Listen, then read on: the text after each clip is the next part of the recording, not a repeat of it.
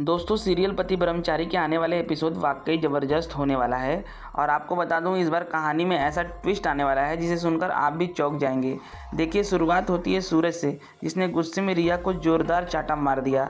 वजह है आरव को ब्लैकमेल करके काव्या से दूर करने की कोशिश। तो मेरा आपसे सवाल है, क्या सूरज ने जो रिया के साथ किया है, थप्पड़ मारा है, वो सही किया है या गलत? आप नीचे कमेंट करके जरूर बताइएगा। अब सोचिए, एक तरफ सूरज काव्या और आरव की शादी कराने का फैसला लेता है और साफ कह देता है कि ये उसका आखिरी फैसला है। पहले तो दायमा और अरविंद जी इस बात से खुश नहीं थे, लेकिन आखिरकार काव्या की खुशी की खातिर उन्होंने हामी भर दी। लेकिन असली ड्रामा तो इसके बाद शुरू होता है। काव्या जहां आरव के साथ अपना भविष्य देख रही थी, वहीं अगली सुबह खेल ही बदल जाता है।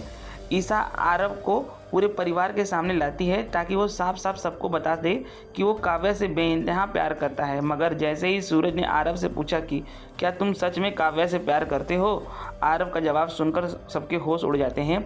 आरव कहता है, मैं प्यार तो करता हूँ लेकिन काव्या से नहीं बल्कि रिया से। तो दोस्तों आपको तो पता ही है रिया से क्यों प्यार करता है, ब्लैकमेल के खातिर। ब्लैकमेल कर रही है रिया और सूरज को ये जानकारी मिलते ही थप्पड़ जड़ दिया है। क्या सूरज ने सही किया? आप जरूर कमेंट करिएगा।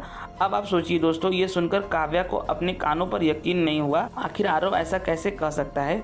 वो तो जानती थी कि आरव सिर्फ उसी से प्यार करता है, उसी पर मरता मिटता है। यहाँ तक कि सूरज भी दंग रह गया, आखिर आरव सच क्यों छुपा रहा है।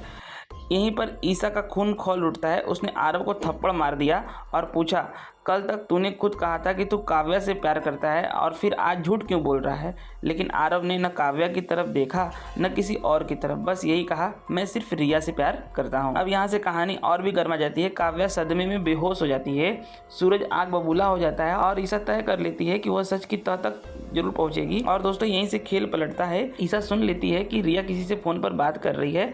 तभी उसे एहसास होता है कि आरव अपनी मर्जी से नहीं बल्कि रिया की ब्लैकमेलिंग की वजह से झूठ बोल रहा है।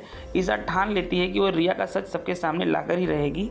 अब देखिए जैसे तैसे ईसा को सबूत भी मिल जाता है और जब रिया और आरव की एंगेजमेंट हो रही होती है तभी ईसा धमाका कर देती है और सबके सामने रिया की पोल खोल देती है और साफ हो जाता है कि आरव रिया से प्यार नहीं करता बल्कि मजबूरी में ये सब कर रहा है। इस बीच रिया की चालाकी और भी उजागर हो जाती है। ईसा सबके सामने सूरज और अपनी फेक तस्वीरें दिखाती है, जिसे देखकर दायमा तक हैरान हो जाती हैं और सवाल करती हैं, तू तो ब्रह्मचारी था तो फिर ये सब क्या है? लेकिन सूरज तुरंत कह देता है, ये सब फेक है, ये एआई से बनाया गया है। और दोस्तों यहीं से सबको समझ आ जाता है कि जैसे ये तस्वीर नकली थी वैसे ही आरव और रिया की तस्वीर भी एआई से बनाई गई थी। मतलब साफ है रिया का पूरा खेल फेल हो गया है। सच सामने आते ही सूरज रिया को जोरदार चाटा मार देता है क्योंकि उसकी हरकतों ने काव्या का दिल तोड़ा था। लेकिन अब बड़ा सवाल ये है, क्या रिया इतनी आसानी से आरव को अपने हाथ से जाने देगी? क्या अपने बचाव में रिया कुछ करेगी?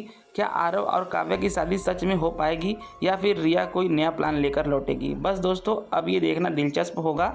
आप इस कहानी पर क्या सोचते हो, कमेंट जरूर करिए। अंत में दोस्तों एक सही फाइनेंस इन्वेस्टमेंट गाइड आपके लिए एक फाइनेंशियल मैप की तरह होता है जो बताती है कि पैसे को कब और कहां पर कैसे निवेश करना है। अगर आप अपनी इनकम का एक हिस्सा सिस्टमेटिक इन्वेस्ट करते हो तो आप अपना न सिर्फ अपना प्रेजेंट सिक्योर करते हो बल्कि फ्यूचर के लिए भी सॉलिड वेल्थ भी क्रिएट कर सकते हो। अगर आपको फाइनेंस इन्वेस्टमेंट गाइड 2025 चाहिए तो नीचे कमेंट करिए फाइनेंस इन्वेस्टमेंट गाइड।